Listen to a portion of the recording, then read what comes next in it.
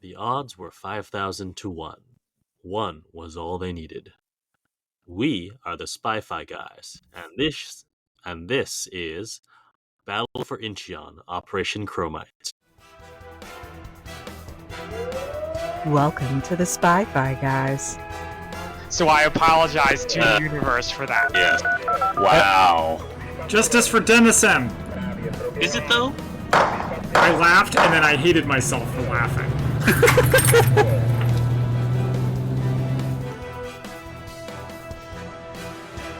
Welcome to Spy-Fi guys, where we cover spy facts, spy fiction, and everything in between. I'm Christian.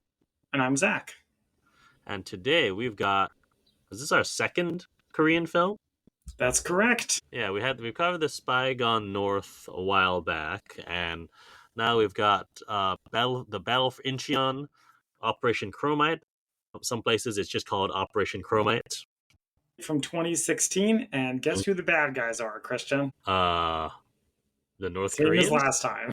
I was like, it's not the Americans, so... Well, it's not the South Korean-owned government this time. Yeah. Remember that? Yeah. Oh, yeah. I forgot that was a whole thing. Yep. So, yes, here on the Spy-Fi guys, we jump back and forth between based on a true story, not based on a true story. This time it is based on a true story. We do love our foreign films. So today is a Korean movie, mostly Korean actors. One prominent American actor who you may know, and... Well, prominent Western actor, shall we say. He's not quite American. Prominent Hollywood actor, we could say that. Yeah. And this version that we saw was dubbed instead of in subtitles, so that was fun to watch. Yeah. We do have at least one familiar face here. Our among the Koreans, you mean? Yes, yeah, amongst correct. The Koreans, yes. Yeah, that would be Lee Jung-jae, a.k.a. the Squid Game guy, a.k.a. Seoul from The Acolyte. Exactly. Was he in? I think those are his big roles in terms of crossover Western roles. Yeah. Let's see what else he's got. I'm not recognizing the other known fours on IMDb. Neither am I. So unless you're really into Korean stuff, I don't think you're going to know them. He's now an international superstar, but this is before that all started. Back when he was a humble action hero. A humble South Korean star. That's correct. As opposed to the international star. Yeah. Had you seen this movie before? I had not seen this movie. I didn't know anything about it. I just knew that it was a war movie, and I knew that we will give it away now that Liam Neeson is in it. I did not know that Lee was in it, so that was fun. Yeah. How about you? I didn't know anything. I knew Liam Neeson was in it because you told me. That's about it. Yeah, that was part of the pitch, right? Well, no, actually, when you pitched it, I was like, all right, let me look at this movie. Oh, Korean movie, international, cool. Oh, under 2 hours, even better. And I was already sold by that point. But then you threw in the Liam Neeson to like, oh, interesting. All right, so shall we get started with this movie? Let's get our synopses. Plot synopsis. Okay, so as always, spoilers begin right here for the plot synopses. We begin with our poetry synopses. All right. I'm going to brag a little bit. I feel like this is the whole movie in 3 lines. Okay. All right, here we go. Communists are bad. Anyway, I start blasting. Ideals over blood. All right. Yeah, I feel like that covers the movie. But if you missed a few things, next is the limerick for Operation Chromite. There once was a general called Mac who wanted an Incheon attack. When they burned up the chart, the plan had to restart and hit those darn Reds in the back. I admit it's not my best work, but I had limited time to work with. And then here is the IMDb official plot summary. A team of spies is sent into Incheon to gain intelligence on North Korean positions ahead of the invasion by UN forces. Alrighty. So let's get into our plot. That's right. So we start off with Liam Neeson, who we find out is playing General MacArthur. I love it. I love that Liam Neeson plays him. He's totally phoning it in this movie, but doesn't even try to change his accent. Yeah. What did I know about MacArthur? I knew that he returned to the Philippines and that he was the big general of the Pacific War in World War II, and then he fought in the Korean War as well, but he had a big ego and he disobeyed orders, and then Truman fired him, and he lived basically the rest of his life in disgrace. Okay. I knew about the first half of that part. I didn't Oh, know that really? he fought in the Korean War as well, and the Truman fired him and all that sort of stuff. But I have been to Corregidor, which is where Hmm. I believe either he returned or he made his speech saying, "I will return," Mhm. and that's in the Philippines. Let's Yeah, see. and isn't the picture of him walking onto a beach from the water, isn't that in the Philippines too? They do it Yeah, again I in this believe. movie, which I appreciate. I believe that's Let's the see. iconic image of MacArthur. Was from Corregidor. Yeah. Uh, yeah, but he returned to during the Leyte landing. So yeah, so it's not. It wasn't. Oh, He didn't okay, so it return wasn't to. count. Yeah, there was a statue. I think I sent you photos of it, or I showed you photos of it when I went. Of like, there's a statue Hmm, of him that says, "I will return." very nice. So Yeah, the so that's what I knew about MacArthur. So he's in Tokyo Harbor. There's a hurricane that's hitting the Philippines called Jane, and so they need to decide whether or not to act for Operation Diversion. Yeah, so And we something that we learn is that apparently all the hard work of this movie took place before the movie even began, because it starts with the spies already infiltrated into North Korea, which kind of blows my mind. I know we watched this dubbed, and so some of the subtitles were missing. After the big montage, it tells us all the things that are going on.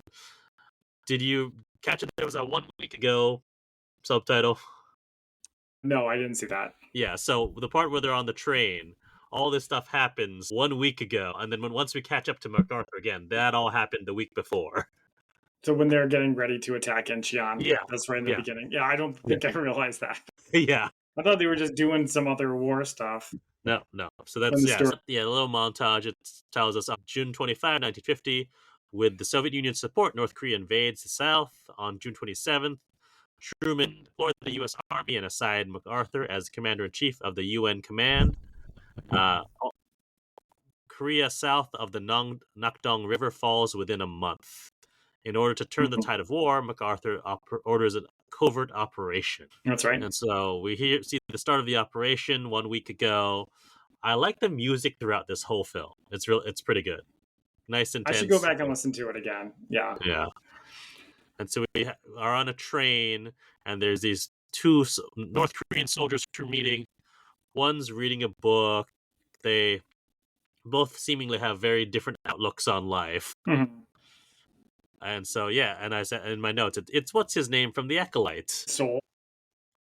His character's name is Jung Soo, and he says, "I know who you are, Park Nam Chul," and then kills him, and all the rest of his team kills the rest of the men on the train. It's a sneak attack, and I appreciate they keep calling him Park throughout the Yeah, movie, or Captain Park, and that was the yeah. guy's name from The Spy Gone North. You didn't have to Oh remember a yeah, new that's right. name. Well, I called it. Yeah, I called him Fake Park. There you go. So they go undercover as the men who they've just killed to Incheon. Right?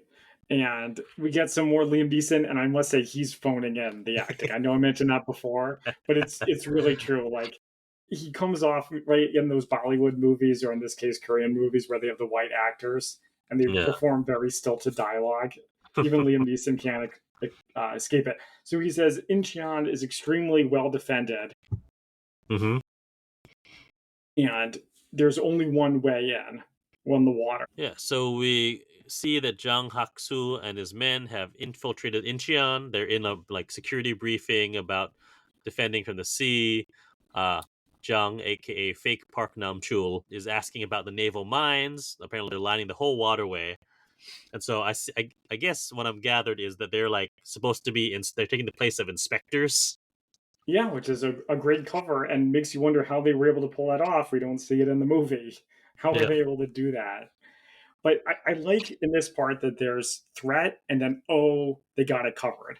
Like, yeah, for example, they check for bugs. Someone asked them to do like a loyalty test. Would you kill your own father if he wasn't communist? yeah, Enough. Oh, yes, of course I would. Somebody asked them, what's your unit password? But they have it ready. No yep, yep, problem. yep. They're very well prepared.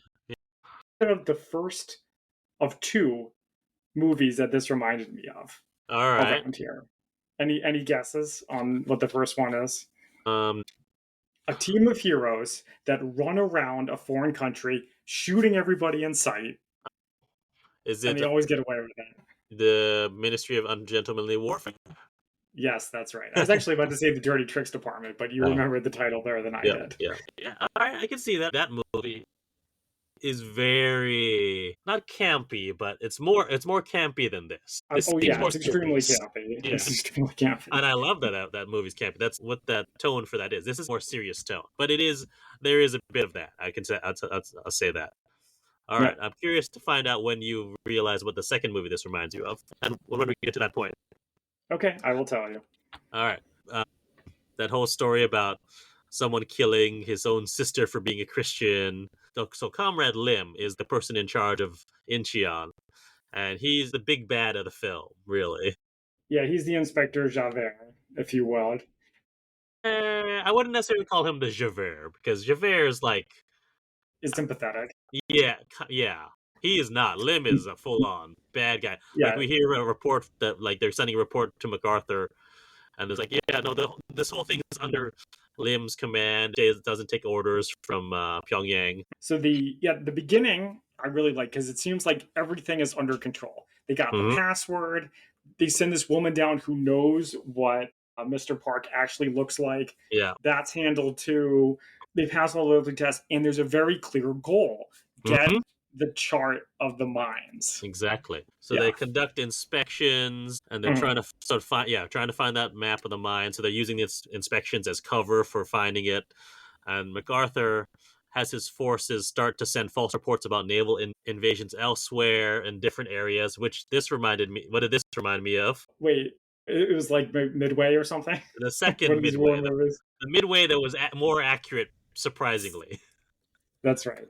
Okay. Yeah. Yeah, there's a couple of parts when he threatens. I keep calling him Park because that's how Yeah. I know him with the Fake Park. gun, and then he looks and they have the scar. Oh my god, they know about the scar. These guys Yeah. have it all under control. Also, the part where they ask about the mine chart yet again, and says, "You know, Mr. Park, you keep asking about the mines. It's kind of suspicious." And I'm not a super spy, but my comeback to that would be, well, you keep hiding the mines, and that's kind of suspicious. So of course I'm Right. going to keep asking about it. And that same thing with Lim and Fake Parker having a drink. They're talking about the invasion. Where will MacArthur land? And then I like this. One of my favorite tropes in movies is when you have two people meeting simultaneously talking about the same thing. So you have the UN strategy meeting in Tokyo, and simultaneously the meeting in Pyongyang, talking about where is he going to go.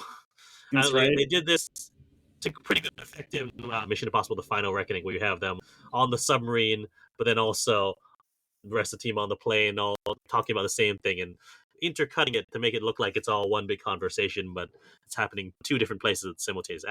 It's a fun trope, and it's a way to get information across quickly without having to have two separate scenes with the same information, which I know you hate. It's true. That does drive me crazy. Even so, with this part, it's like, okay, we get it. The odds of success at Incheon are very long.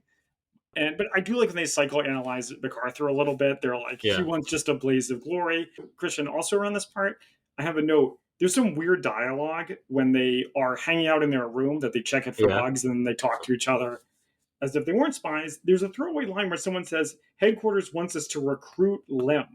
Do you remember this? I don't remember this. Interesting. That's why it was crazy, because they throw it out there and then they never do anything with it.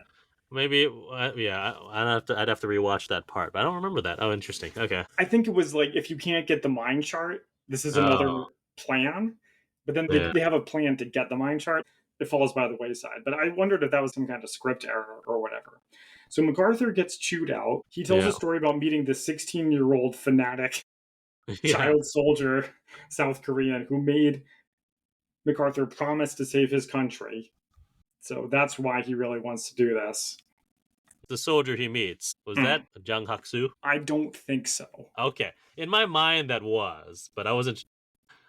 Like, I guess it's possible if it was in World War II. But I think it's the same war. I think it's still the Korean War. All right. Yeah. Yeah. But I like that young soldier, why he's still there, and he said, no one gave us orders orders to leave.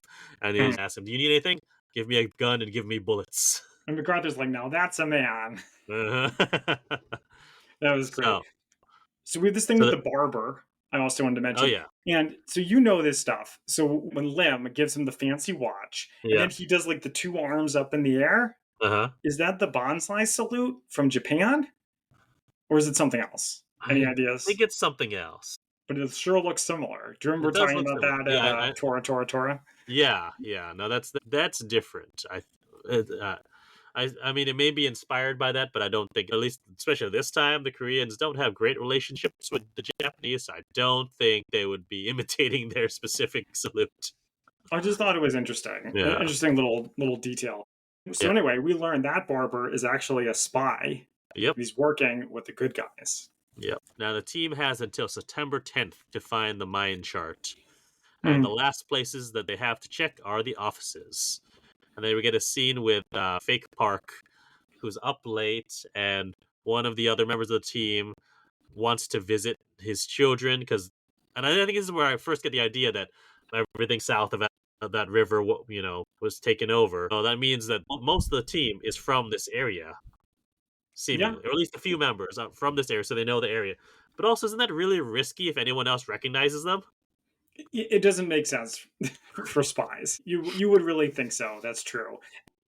Well, I guess the only ones we see that actually have family are Fake Park, aka Jung, and then this guy. I don't know if Mm. everyone else is from this area, but at least those two are from this area. Yeah, that's well. You know what else is crazy, Christian? Since you brought Yeah. it up, is that Fake Park carries a picture of his real life parents with him, Oh, that is. which no spy would ever do that. No. So that was interesting. I So, like the part where the old guy, I yeah. don't know the old guy's I name, don't but he's remember like his name either. when he's like chewing out the guards, he's making them salute over and over Oh, yeah. again. Well, you skipped over a part. So, Oh, my I did. favorite part. Your favorite part. Your Well, my favorite part. favorite Okay. part, not my favorite part of any mission. It's Hmm. when they explain the plan. Okay. Very good. So the plan is they need to infiltrate during the day.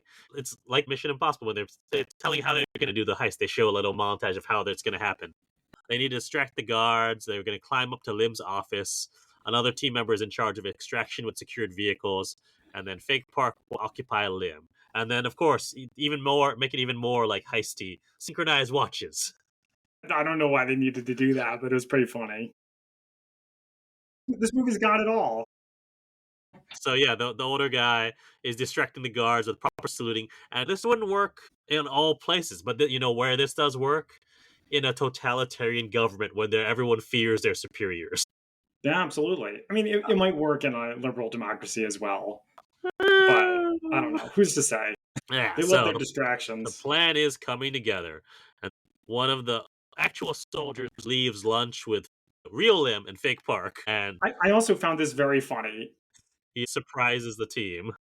In some ways, Fake Park is the greatest spy ever because he's done all his homework, and dude points a gun right at his eye, and he doesn't even flinch. Uh-huh. But then when Comrade Rue gets up, Park is like, "Hey, Comrade Rue, why don't you just stay a little longer?" Okay, see, I feel like part of that may be the translation, though. They Oh, may, really? yeah. Like sometimes when there's awkward dialogue like that, I give the film the benefit of the doubt that it's Oh, just awkward translation. that's very generous of you. Yeah. Also, the dubbed delivery is very funny, so I think that was part of it too. Yeah. But yeah, so Ryu, surprises the two team members who are at the office, and they get him at gunpoint and get him to open the safe, which it's lucky because I don't think they knew the combination of the safe, and I know a little bit about safe cracking, mostly from the Spy Museum. It's hard to do if you don't know what the combination is. It's really hard to do. Even if you have a safe cracker on the team, Even then, it's a hard business. this isn't their greatest plan I've ever seen in the world. It's No. basically get into the office and like look around and hope you find it. Yeah. Which amuses Well, me I mean, greatly. there's a gunfight.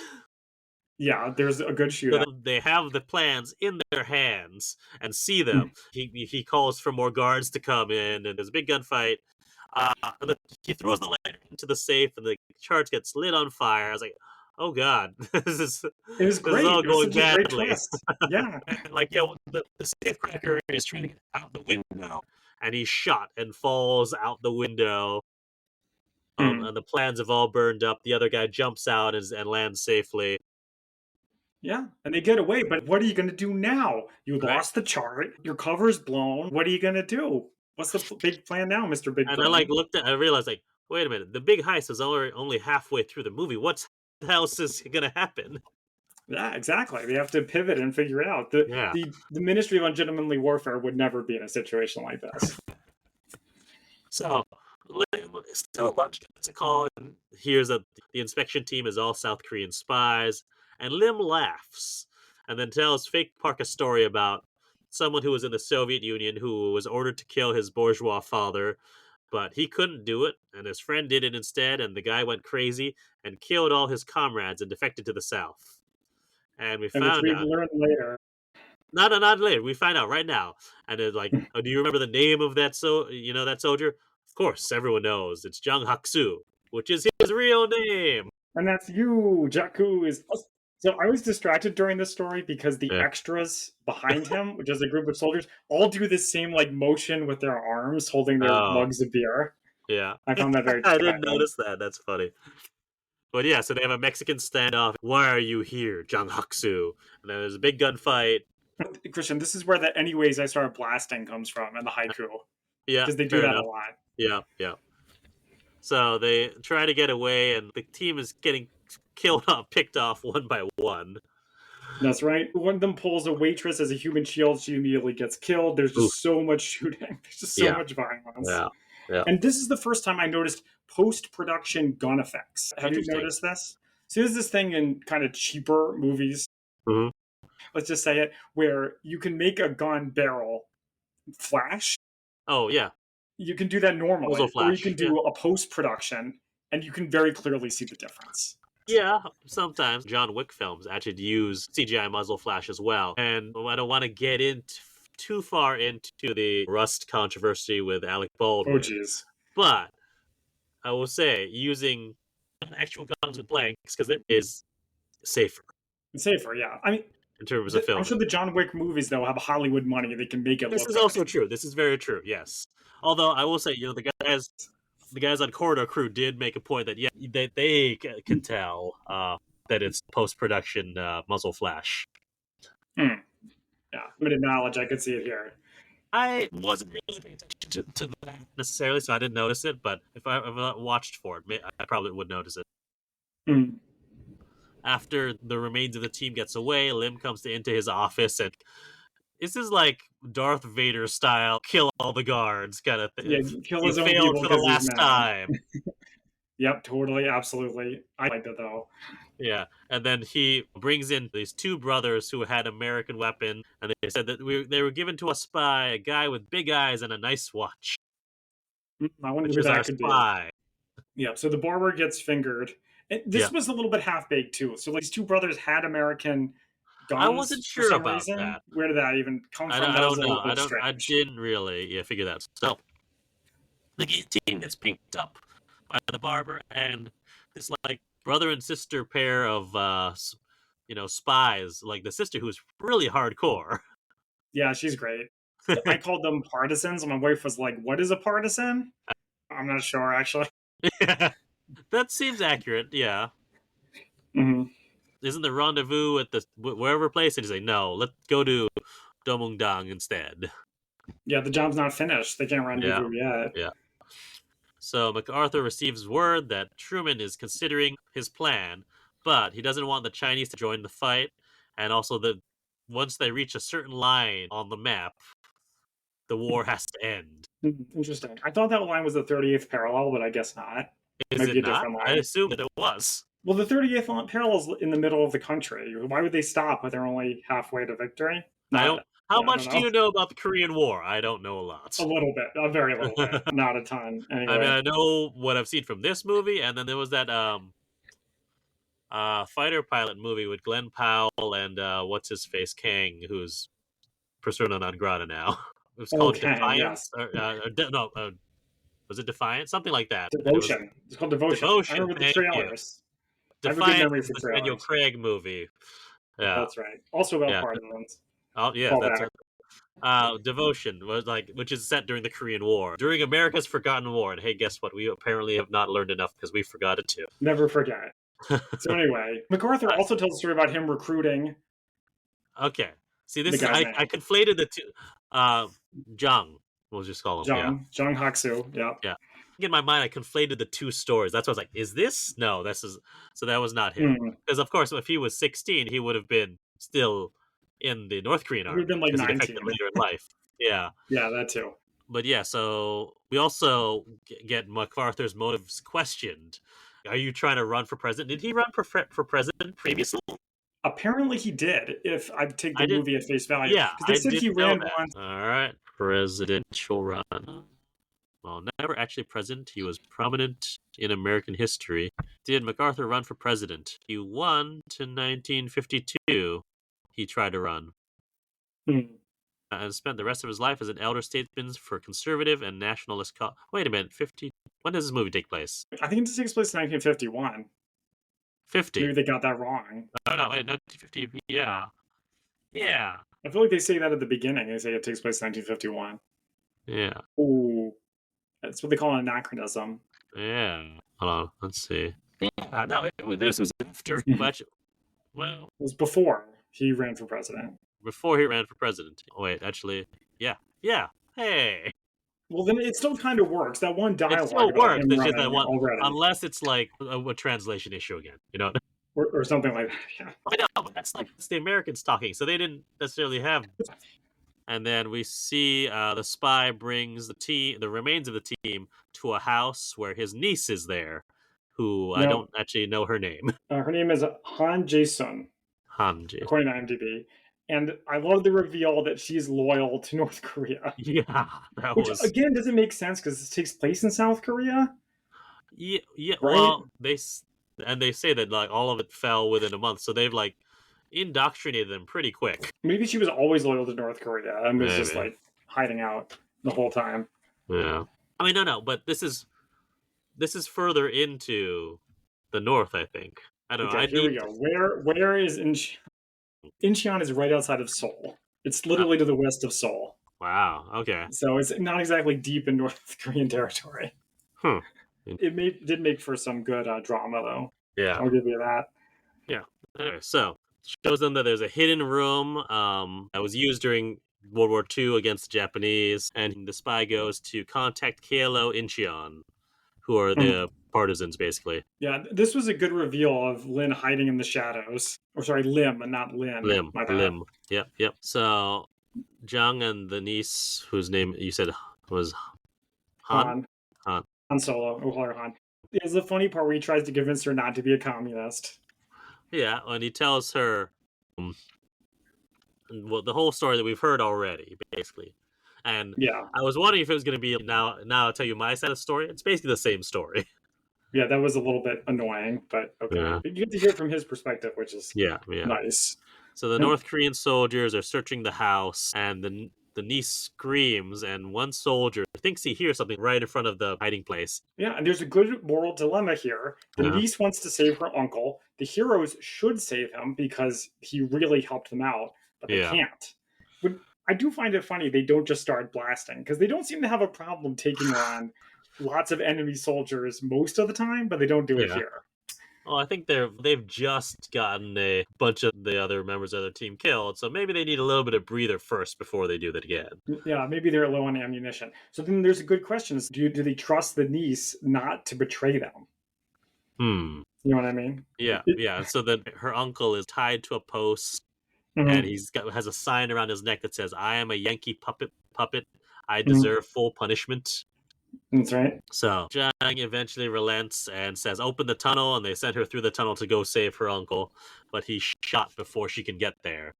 And then she's taken and punched in the face. Yeah, there's a little more violence than I would have preferred, just in general. Yeah. So the team goes to meet the KLO Incheon, and the operation is going through, so they need to find another way to locate the mines. So they have to kidnap Ryu Jiangchu, who's the guy who left the lunch earlier and caught them. Yeah, I was confused about this. I thought they were going to kidnap Lim, because Lim, they know for sure where the mines are. But how are you supposed to do that? I guess kidnapping the other dude makes more sense because they know he's in the hospital. Yeah. Yeah. So that all checks out. But there's also some drama where they argue about what to do now and Mhm. game over, man, game over, stuff like that. Yep. But yeah, apparently Ryu Jung-jae is the person who actually put the mines out there, so now they've got a plan. And now this expanded team is waiting to act. They're waiting to put their plan into place. Jung sees his mother, but chickens out on actually going to say hi to her. Chicken's out. He was loyal to the mission. Uh-huh. And then the older guy sees his family, meets his babies, and like they bring the baby into the truck and hand him around. They all get to meet the baby. This is a real what they're fighting for moment, and that's when I knew that guy was gonna die. Just break all the rules. Who cares? Just break them all. Their plan is so dumb. You thought the break into the office plan was dumb? This is even dumber somehow. I mean, I do appreciate that they have a woman on the inside. Yeah. Which is nice. And I didn't mind her switching sides so easily because they did build it up to it. Yeah. So it checks out. Yeah, so Han is a nurse at the hospital, so she happens to be the one who's watching Ryu Jung-jae, and Lim is with her. The team is undercover surgeons, which reminded me of Star Trek IV, The Voyage Home. Yeah, me too. That is great. But then there's a big shootout, and they grab you. There's a car chase, like Indiana Jones style, like Raiders of the Lost Ark. They're all trying to get on or off that truck. Yeah, someone gets dragged behind the truck at one point. There's terrible CGI explosions, which I adore. Yeah. But then, some people get captured. Other people are holding off, the other soldiers. And then we see our brother and sister pair, and they're all excited because they made it through. But then the sister dies. Yeah, and this is where started to remind me of the other movie. But I will wait until it became even clearer. So keep going. I'm waiting. Yeah. Well, the important thing, though, that is throughout all this, Lim is still alive. They didn't kill him. Oh, they weren't trying to kill him. I know, but throughout the action, I was like, wait, was that Lim? So I thought that he was dead, but no, they have a shot of him getting up the rubble. Like, oh, he's still alive. And then also they go and bury the sister. Yeah, they take the time to have a funeral. Lim gets almost blown up a couple of times, but he survived. It's like Michael Myers. He just keeps on going. I don't know. I wouldn't go that far, but... later on, we'll talk about it. Yeah, okay. So they rig up the soldier, but before he gets taken away, he says there's something else on Womido, which is the island where some of the invasion is going through.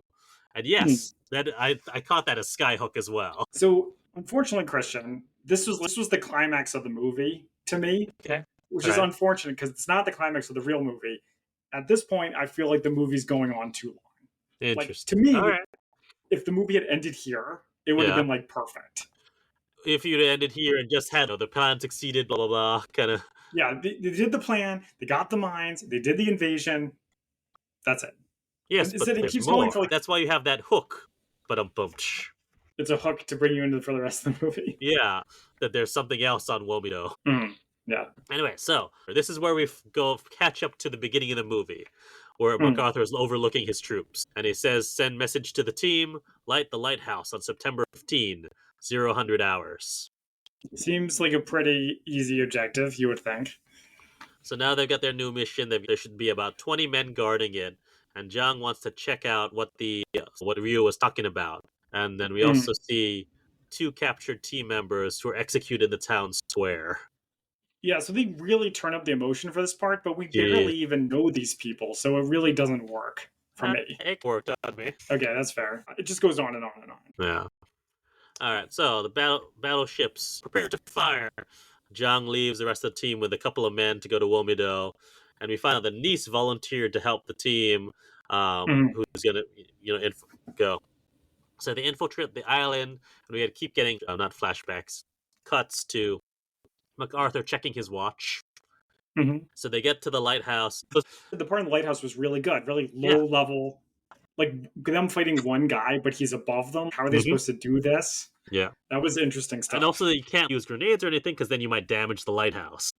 Yep, good point. Yeah. So what are they going to do? They have their shootout. They finally kill the guy, and then they turn on the lights.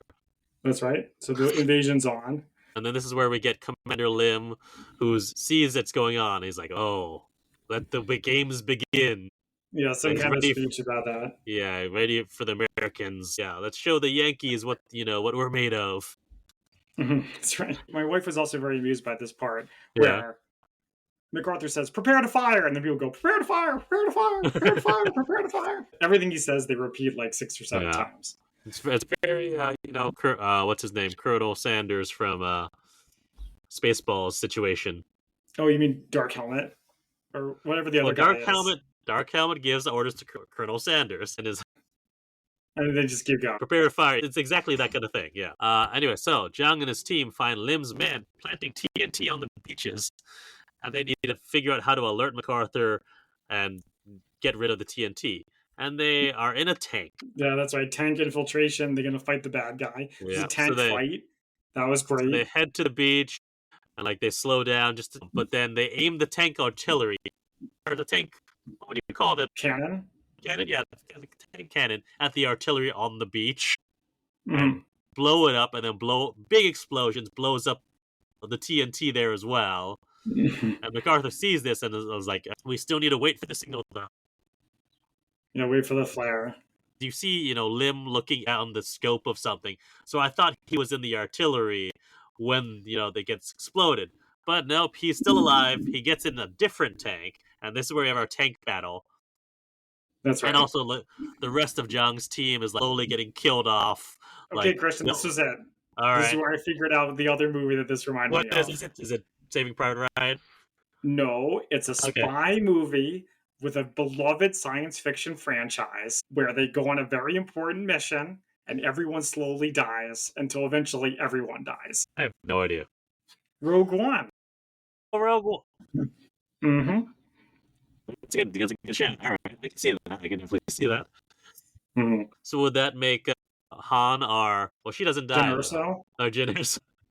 Yeah, I would say so. She doesn't have enough of a role, because Rogue One is really her movie. Actually, yeah. Oh wait, so I'm sorry. What was the question? I said, does that make Han our... Oh, Han. Not No, John. Han is definitely... Han is like the pilot guy. Well, he dies. Everyone dies in Rogue One. Nobody gets away. Yeah, I know. It's not perfect. Yeah. Anyways, yeah, so they're all getting killed off. Zhang's the only one left, and he fires the flare because everyone else is dead on the beach. And this is where we get, in his best Liam Neeson voice, initiate Operation Chromite. It was not what they were doing before. Right? But also, I'm if they could get him to say this line, how could they not get him to say, "You've sunk my battleship, movie Battleship"? I mean, that was obviously a choice. It was a poor choice. That's the only reason you have a movie called Battleship starring Liam Neeson, is to have him say, "You've sunk my battleship." It's because we live in the dark timeline, that's why. After he's fired the flare, Zhang gets shot twice in the chest by Lim. Terrible.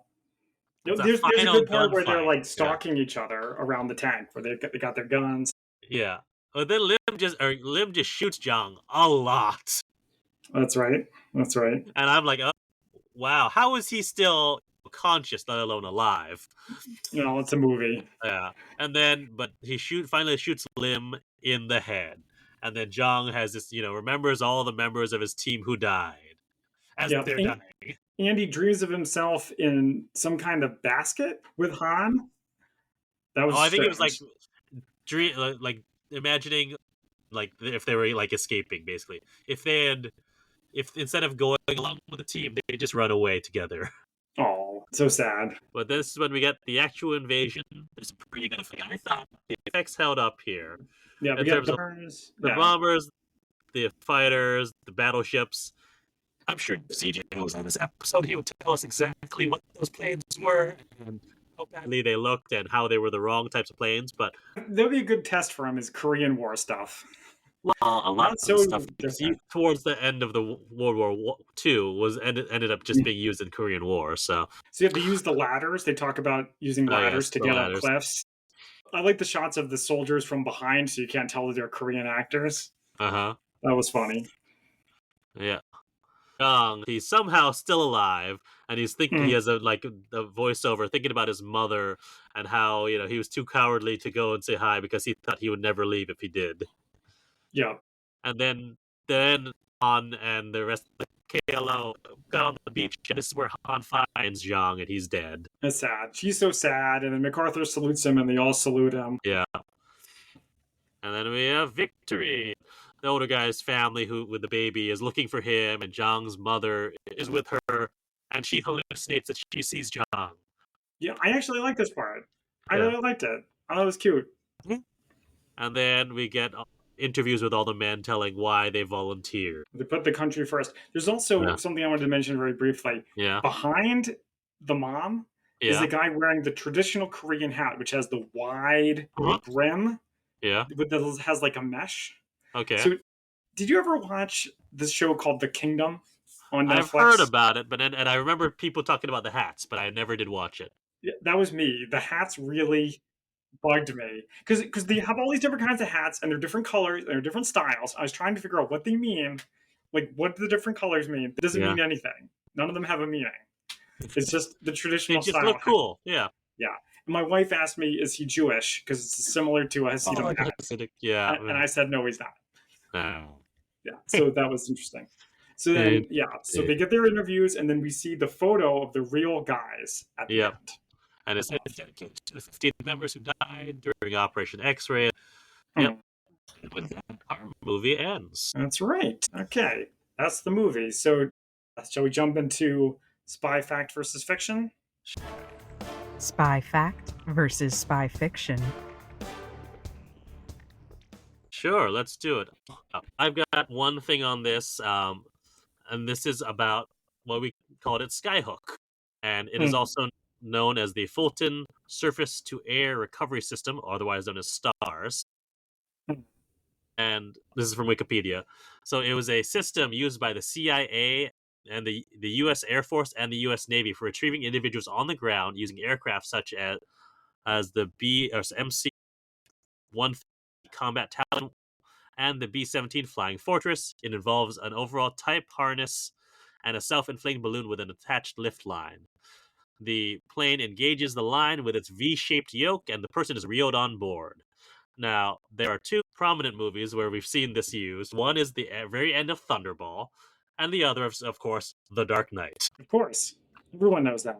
I knew The Dark Knight. I forgot about Thunderball. Yeah, it's apparently, looking at Wikipedia, it's also used in the movie The Green Berets, the John Wayne movie. And in a couple of video games, it can be used in IGI2, Covert Strike, Metal Gear Solid, Peace Walker, and Phantom Pain, as well as PUBG Battlegrounds, Call of Duty Modern Warfare, and its sequel Call of Duty Modern Warfare 3. So it's in around in popular culture. But yeah, I didn't realize what was going on that scene. Oh, are they gonna draw and quarter him? And then I saw the plane. Like, oh, this is Skyhook. That's cool. Yeah, it was a nice reveal, and it means they didn't have to torture him to get that info. Yeah. I definitely thought it was gonna be a torture thing. All right, so what do you got? Okay, so I have quite a bit, if you'll indulge me. So the beginning, I noticed a mistake. So there's the animated opening. The Korean War is underway. And towards the end, there's an image where it shows a Marine standing, holding a Thompson machine gun, while another Marine is kind of tilted away from the camera. Do you know what picture I'm talking about? Does that sound familiar? Yeah. Okay, so that is the cover image of With the Old Breed by E.B. Sledge about the war in the Pacific in World War II. So it's not from the Korean War, in other words. Okay, so now, Chromite itself. Yeah. The Incheon landing on the big screen in Pyongyang, Seoul, and Hollywood by Olivia Grottenhuis and Sharon Lee, published on September 15th, 2020. They say Operation Chromite is loosely based on a real-life mission called Operation Trudy Jackson, which I actually kind of like that name better. Yeah. It involved a mixed U.S.-South Korean cohort led by U.S. Navy Lieutenant Eugene Franklin Clark, Lieutenant Jung-jae of South Korea. So now a little bit from Wikipedia. They said the tides at Incheon have an average range of 29 feet and a maximum observed range of 36 feet, making the tidal range there one of the largest in the world and the literal maximum in all of Asia. So when they were doing their infiltration mission to find out about what was going on and to get intel, they discovered that the tides at Incheon were not accurate to American charts, but the Japanese charts were quite good. I don't know why they have Japanese charts. That kind of threw me. So they provided detailed reports on KPA, artillery positions and fortifications on the island nearby, as well as in Incheon itself. They located and removed some naval mines, and they reported, though, that they had not systematically mined the channels. So the mine chart seems to be completely made up. Interesting. Yeah, when the KPA discovered that agents had landed on islands near Incheon, they attacked the islands, including an attempted raid with 6 junks. Clark mounted a machine gun and sank the junks. That's pretty exciting. That's right out of a movie. In both Operation Treaty Jackson and the fictional Operation X-Ray, they did secure the lighthouse. So that part is true. And they used the lighthouse to make a beacon to navigate through. So then finally, from Korean War Online, Clark later took about 150 South Korean guerrillas, including his buddy Yoon, on island-hopping forays all the way up. And they notified Tokyo headquarters that his agents had reported large numbers of Chinese were crossing the Yalu River into North Korea. So they knew that China was going to attack. But High Command discounted this information. They believed that China would not intervene, and that permeated 8th Army leadership right down to the battalion level and even lower. So the entire army was ill-prepared psychologically and tactically. When China attacked, the army was smashed, almost surrounded, routed, and fled from them in the longest retreat in U.S. history. Wow. Yep, so that is what I have for Spy Fact versus Fiction. Favorite quotes. Shall we go on to our quotes? Sure, why don't you go first, because I have a lot. All right. So I've got a few as well. So we've got, "There's no God. The party says so." Yeah, I love that one. That was my favorite quote. The dubbing actor actually did a pretty good job with that one. Yeah. Also from MacArthur, "Orders? Get God on the phone. Tell him it's me. Tell him we need more time." Yep, that was good too. Liam Neeson did a good job with that one. That was another one of my favorites. And then this is one of the other American soldiers. Is President Truman, MacArthur says we have nothing to worry about because we have ladders and a lighthouse. Yeah. And last I've got, I'm pretty sure this is Jung. He says, "We get the chart, we get out swiftly, and we get out safe." You like those corny ones. Well, I'm going to give you a couple of corny ones as well. All right. I'll go from the back. So there's a part where Jung says, "Let's end this." A movie tough one-liner. And Lynn says, "Come at me," to MacArthur. I wish he said, "Come at me, bro," but he did not. Oh, right, yeah. The sister partisan says, "You need to get your crap in one bag." Yeah, right. She is great. That was awesome. MacArthur says, "I'm Douglas MacArthur. I win wars." Yep. I love that. And then finally, I'll go with a funny one, which is one of the spies. When they fail to get the mine chart, he says, "Can't they just use a minesweeper or something?" Yeah, right. Yep. Which is totally the kind of thing I would say if I was there. Like, yeah, they didn't think of that. That's why they have you risk your life. Ratings. All right, so now it is time for our ratings on a scale of 1 to 10 martinis, 1 being even worse than Avengers 1998 and 10 being even better than Mission Impossible Ghost Protocol. How would we rate Operation Chromite? I guess I usually go first, right? You do, so I'm curious. Okay, so I'll start with the good stuff. Like I said, up until the part where they extract Rao, I thought it was really solid. Like, a lot of good action, interesting, cool characters, a different setting. I like foreign movies. It's based on a true story. That's all really good. Okay. However, the emotional melodrama wasn't so good. And even though the movie's an hour and 50 minutes, it still felt 20 minutes too long. Interesting. All right. I didn't like the way everybody died and just fighting and shooting and so much blasting. But I'm going to be generous. I feel like people should watch. I feel like it's a pretty good movie. I'm going to give it a 7 out of 10. Even though I don't like giving 7s, I feel like this one earned it. Because it's good. I think it's worth your time. Yeah. And the dubbing is funny if you watch it with the dubbing. Yeah, so like I've said before, I didn't know anything about this particular mission, nor do I really know that much about this time in history. But I was very entertained. Like I said, the music is throughout the movie, not just in the beginning, like the scene where I called it out, but throughout the movie, the music is really good and really effective in setting the mood. I liked the characters. Some of them were stereotypes of, all right, we've got the young one, the old one who are friends, or the one who's got a family, or anything like that. So they're kind of stock characters, but they still worked pretty well. I liked Jung. Jung was a good, action hero for this thing, and I'm trying to remember though. Like, I know they're like in the big truck chase, and like he gets into the fist fight, and we see them pan over to the motorcycle. I don't think we actually see him get to ride the motorcycle, do we? I thought we did. Maybe it was a I stunt don't guy. remember.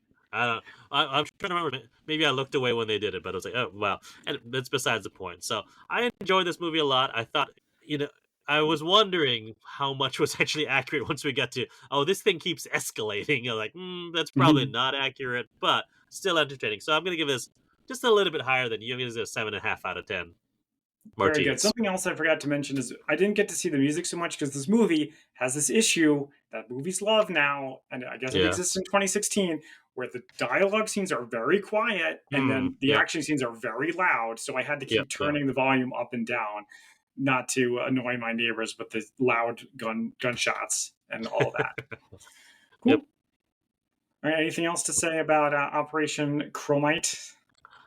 I don't think so. Okay, well, thank you all for joining us. You can find us on social media at the Spy-Fi Guys on Facebook, Blue Sky, YouTube, and Instagram, and our merch store at redbubble.com. Until next time, I'm Christian. And I'm Zach. And we are the Spy-Fi Guys, signing off.